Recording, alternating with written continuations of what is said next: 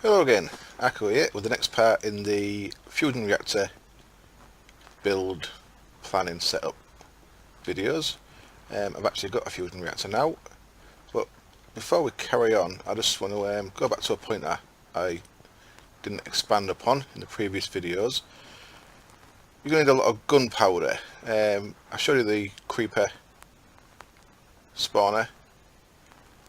This is why we need a lot of gunpowder. If you see there, I've got 48 sand, 60 gunpowder, 24 flint. Let's move these out of the way.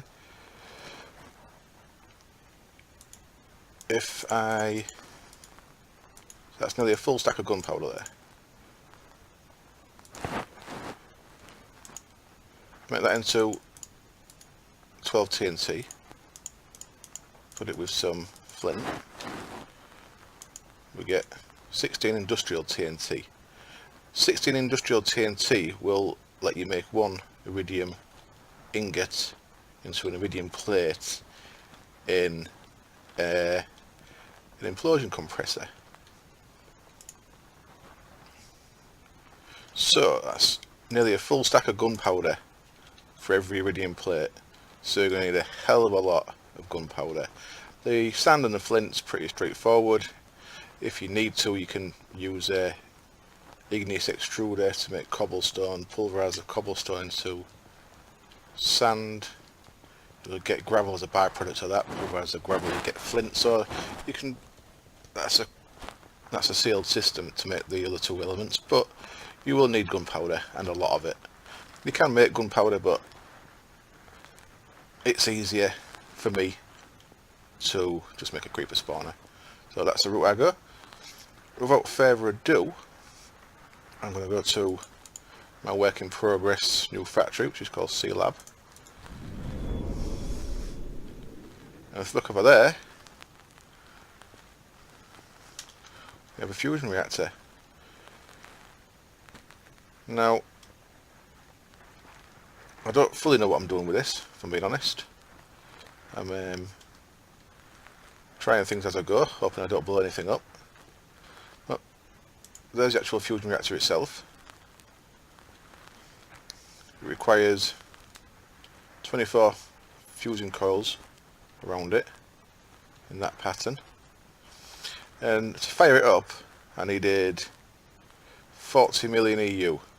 So I did it very ghetto, and I used my 9 upgraded geothermals, lava pumped from the nether,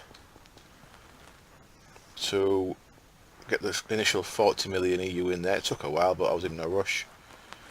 And what I've done below, these are superconductor wires either side. As far as I understand it, to get the maximum 32,000 EU per tick, I need 16 HV transformers feeding into 16 storage units. It's not exactly what I'm going to do. I'll get to what I'm going to do in a minute. But what I've got is, I had 8 MFSUs, so I put these down here, and I used some deuterium and tritium mix up in the top to get these full. And then once I had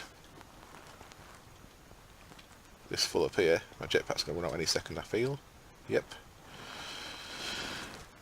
Once I had these up here, once I had air power in here, should I say, I switched to wolframium and lithium. I've just actually run out of lithium. I'm just making some more back at the other place, which creates iridium ore, and I managed to create around 40 or so.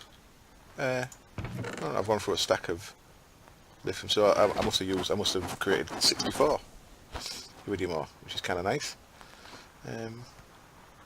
Still we're underwater here. We've got some squids above, and that is an NPC village. I'll just really quickly, I'll jump up there and show you what the crack is. This is above the lab. You can see the lab's down there. It's an NPC village I've commandeered. In the process of upgrading. See, there's my lava pump system there. I'm actually using a Red Power 2 lava pump, air pump in the nether, because the IC2 pump kept running out even though it was chunk loaded. So I tried a Red Power 2 setup, which requires a bit more messing around. It requires batteries to be charged in the overworld, sent into the nether, so that's what this system is. That just sends full batteries through as needed. I just saw one go through there, I believe. Anyway.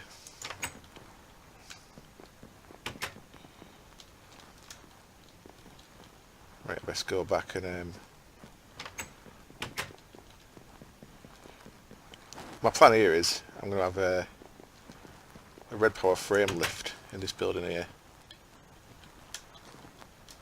So this will just be an orange wool floor. When you step on it, it'll send you down into the factory level. That's the idea anyway.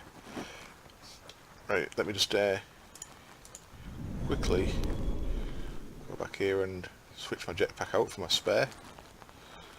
Oops, gone too far.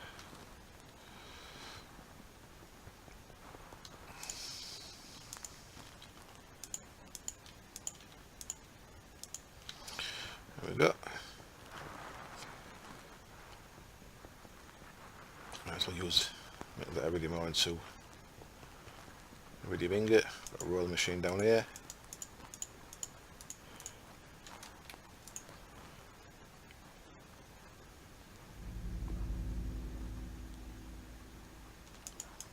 What am I doing? Not compressed it.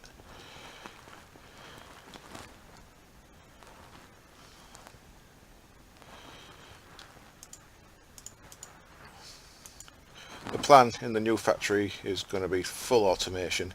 You get the sheer amount of power you get. It's a bit overwhelming. I'm having to chase my tail a bit to just get things organised. There will be another video in this series just once I've got the setup exactly how I want it. At the minute, I believe we're saying it's a bit ghetto at the minute. I'm using the power that I've got there to create iridium to make more adjustable energy storage units. See, I'm in the process of making another one there. Lapotron energy crystals, you need a full stack of these for each adjustable energy storage unit. So that's what I said about the golden chipsets. You need a lot of these. I'm just got some more cooking there, as you see. So a stack of Lapotron crystals is 2 stacks of these. A stack of sapphires, 6 stacks of lapis. So yeah, you need, for every one of these, you need a full stack. And so I'm going to go with 16 of these is the idea, I think, and then eventually upgrade 16 of them to 16 of the interdimensional ones. And then I've got all the power in the world then. I think I'm going to change my setup. I've got steam boiler setup obviously, as I showed you in a previous video. I think I'm going to run my Buildcraft power using forestry electrical engines and run everything off the massive abundant EUs I'll end up with. While I'm down here, I've got a couple of new subscribers. Thank you very much, guys. And I've had a request from Bailey to show how I got to the valuable bees, so I'll be making a video on that to show the process of getting from standard bees up to valuable. So that'll be coming soon. I'll get that done during the week sometime, get it uploaded. So I've just been macerating some clay. Now this wants to go into one of the electrolyzers, I believe. Just check. Electrolyzer or centrifuge? Electrolyzer, yeah, and that'll get me the lithium cells.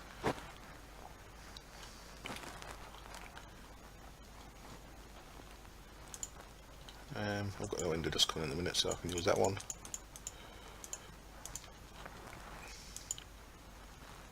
Okay, this is a side note here, empty cells. I have, this will change as I find use for them, but at the minute I've got a lot of the cells I don't need coming into the extractor, getting extracted back into empty cells. And if you look behind here, this little bit on the end here, this filter accept empty cells. You can't really see behind there. Look. Just break that line for a second.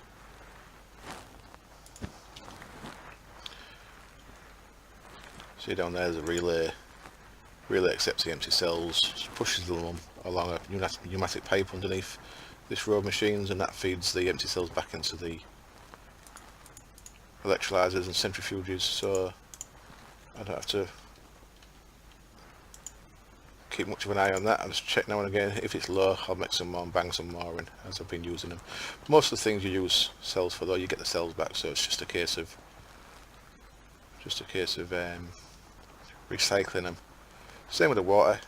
The water cells here, there's a item tesseract there that sends, can't get in anywhere because things are getting a bit crowded. See under there's pneumatic tubes pushing water cells into the bottom of all the grinders, and then when the cells come out the grinders, they go through the filter there into item tesseract, which sends them downstairs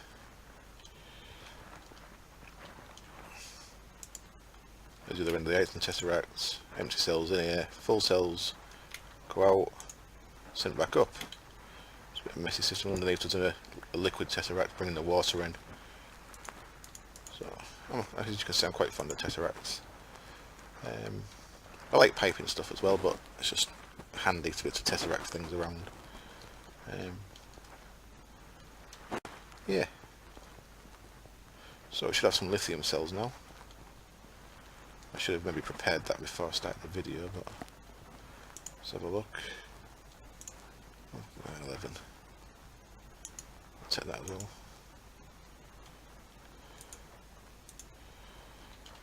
Okay, back to the C-Lab.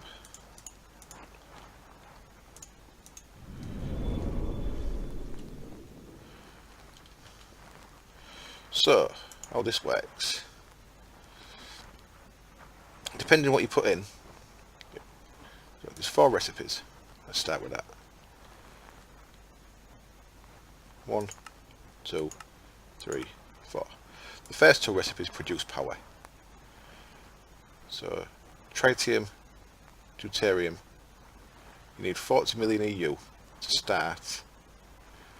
Once you've got it in there, for each pair of cells that gets used up, it puts out 33 million EU.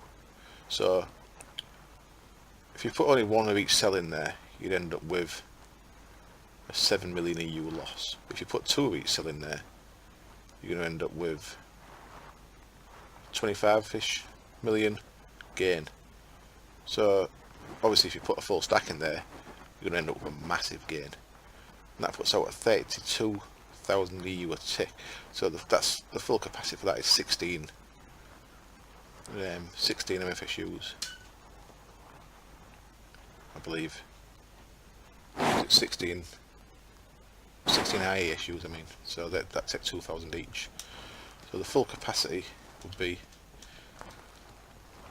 16 of these. There's a little bug there when whenever you come back to these, it shows the output on the bottom for some reason. If you click on them, it shows you where you've actually got the output to.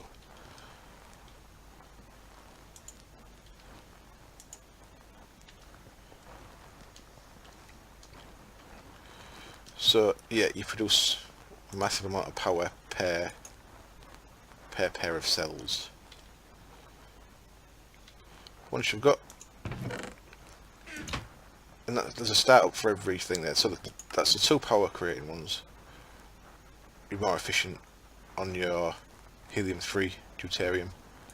You see there, it's, I say 7 million loss, 6.5 million loss. If you just had one of each. On these, you actually got a 7 million gain even if you just got one of each cell. So that's not bad. These two, platinum, iridium, both operate at a loss. And they operate at a massive startup cost of 90 million. So even if you're not planning to create power, you're actually better off kickstarting the process with deuterium and a tritium. They can go in either way. So you see that just took 40 million. It's going to give us 33 million back. So it's going to produce a bit of a loss. So I'm actually going to just put an extra pull in there just so I'm actually getting a net gain from that. And then once they've gone in, we'll make 12 more iridium. I've got enough power, which you should have. So if I'd just put these in, I would have needed 90 million just to kickstart the process. Because I put these in, I only needed 40 million to kickstart the process. So this will become less important as I get better storage and more power stored. The capacity for storing power once you've got interdimensional storage units is ridiculous. I think each one holds 1 billion, so 16 billion if you've got a full capacity of the full output capacity utilised. So you see these now, it's still creating energy because it's actually processing the deuterium and tritium still.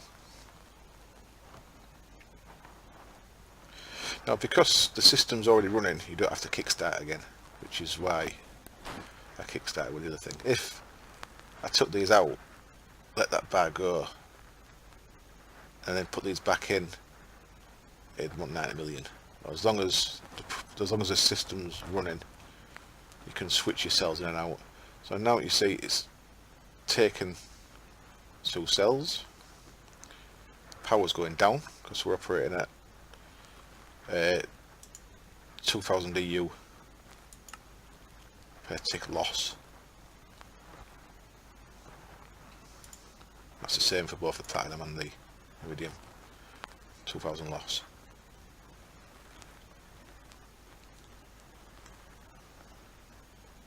And this is pretty quick considering you're making iridium with UU matter, you need 7 UU matter. So if you think of it like that, you just see me produce, wait for it, right, and that's because I'm using a factorization router. It's just gone straight in there. Big fan of factorization routers. I'm getting my head around how to use them. I've just got this extract from eSARDs. I've got an ejector upgrade in there, ejector top. That's just one upgrade in that. That extracts anything from the east side of the machine, which is here, and ejects it to the top, which is obviously this chest. I could have done that other ways, but I plan to pipe all this into a sorting system to build into it. The other thing this can do is, obviously the amount of output it's got, it could run matter fabricators at the capacity. I think it's the capacity, I'm not sure.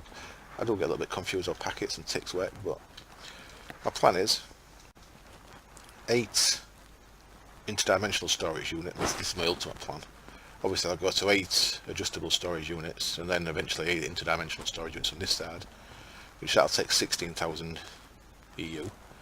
On this side I'm going to swap these H3 transformers out for 2 super condensators, which put the power down to 8,000 EU each, and then with 8,000 EU each I'm going to have 2 matter fabricators here taking 8,000 each, which is what a matter fabricator can take per tick. So I'll have 2 matter fabricators running at capacity on this side. I think that's I'm going to do it. So they'll just run whenever that's running, which I think should give me enough UU matter. Obviously as the system grows and expands, I'll automate the production of deuterium and probably helium-3, and I'll have this running quite a lot of the time, I think. So I think that should do for this video. Thank you very much for watching. Thanks for the extra subs. I hope this has been informative. Any questions, anything you'd like me to add in, just leave a comment and I'll see what I can do. Okay, cheers, bye.